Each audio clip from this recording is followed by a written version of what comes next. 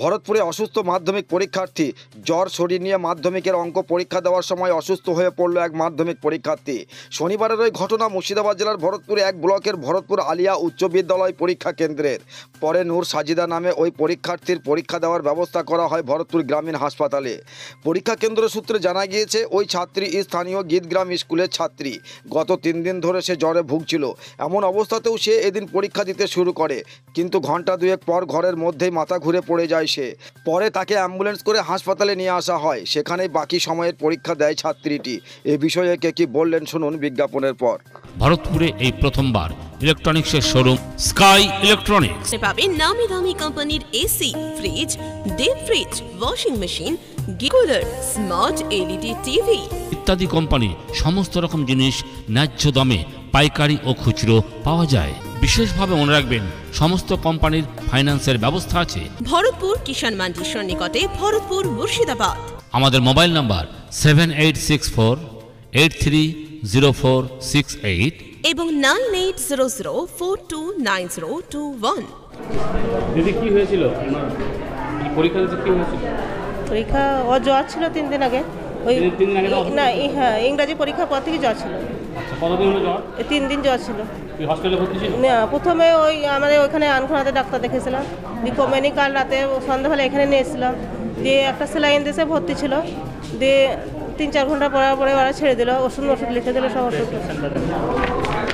দিয়ে এখানে অসুস্থতার মধ্যে পরীক্ষা দিতে নিয়ে এসছে ওকে। মাস্টার বললো, হ্যাঁ, হেডমাস্টার বললো যে পরীক্ষায় বসান, ওকে সেভাবে করা হবে।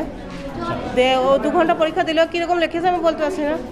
মানে ওই জন্য কি আলাদাভাবে পরীক্ষা? হ্যাঁ, পরীক্ষা আলাদাভাবে ব্যবস্থা করা ছিল। কতক্ষণ পরীক্ষা দিয়েছিল? এই 2 ঘন্টা প্রায় পড়লো মনে হয়। 2 ঘন্টা পরীক্ষা পর অসুস্থ হয়ে গেল? হ্যাঁ, 2 ঘন্টার আগে, একটু আগেই মনে হয়। কি হয়েছে এখন কি হয়েছে? এখন তো হয়তো কাঁদছে খুব। আচ্ছা, কি নাম? নূর সাজিদা।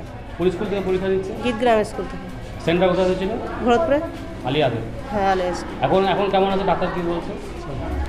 এখন ডাক্তার কি বলছে আমি তো বলতে পারবো না, এটা আমি এখনো দেখিনি। আপনার কি নাম? আবিদা সুলতানা। আপনি কে হন? মা। কি হয়েছিল ছাত্রীটা, কি হয়েছিল? ওই সকাল থেকে ওর শরীর খারাপ ছিল, গায়ে জ্বর এসেছিল। তারপরে তো এই 1টার পরে ভীষণ শরীর কাঁপছে এবং পড়ে গেছে, তার জন্য আমরা হসপিটালে নিয়ে আসলাম। মানে পরীক্ষা সেন্টারে কি অসুস্থ হয়ে পড়েছিল? পরীক্ষা সেন্টারে অসুস্থ হয়ে পড়েছিল, আগে থেকে অসুস্থ ছিল। ওর জন্য আলাদা পরীক্ষার ব্যবস্থা করা হয়েছে? ওর জন্য আলাদা পরীক্ষার ব্যবস্থা করা হয়েছিল। তারপরে কতক্ষণ পরীক্ষা দেওয়ার পর অসুস্থ হলো? 2 ঘন্টা পরীক্ষা দেওয়ার পর। 2 ঘন্টা আবার কি মাথা ঘুরে গেল না? কি হয়েছিল? আবার মাথা ঘুরে পড়ে গেছিল। তারপর কি করলেন? তারপরে অ্যাম্বুলেন্স ডাকা হলো, অ্যাম্বুলেন্স ডেকে নিয়ে এসে সঙ্গে সঙ্গে হসপিটালে নিয়ে আসা হলো। আচ্ছা, হসপিটালে ডাক্তার কি চিকিৎসা করছে? হসপিটালে ডাক্তারের চিকিৎসা করছে। পরীক্ষা দিতে পারবে আর না? পরীক্ষা চলছে? চিকিৎসা এখন চলছে। আচ্ছা, যদি ডাক্তারবাবু বলেন তাহলে পরীক্ষা দিতে পারবে। আপনি তো স্কুলের শিক্ষক? আমি স্কুলের শিক্ষক। আপনার নাম? আমার নাম মীর আলী আক্তার। কোন বিষয়ের শিক্ষক আপনি? আমি বাংলা বিষয়ের শিক্ষক। আচ্ছা, আপনার স্কুলের নাম? Bharatpur Alia high school.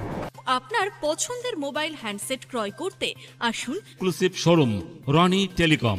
এখানে টিভিএস, বাজাজ ও স্যামসাং ফাইন্যান্সের মাধ্যমে Oppo, Vivo, Realme, MI, OnePlus, iPhone কিস্তিতে মোবাইল পাওয়া যায় এবং পুরনো মোবাইল এক্সচেঞ্জ করা হয়। আমাদের ঠিকানা ভরতপুর বাজার আলিয়া হাই স্কুলের সন্নিকটে, ভরতপুর মুর্শিদাবাদ।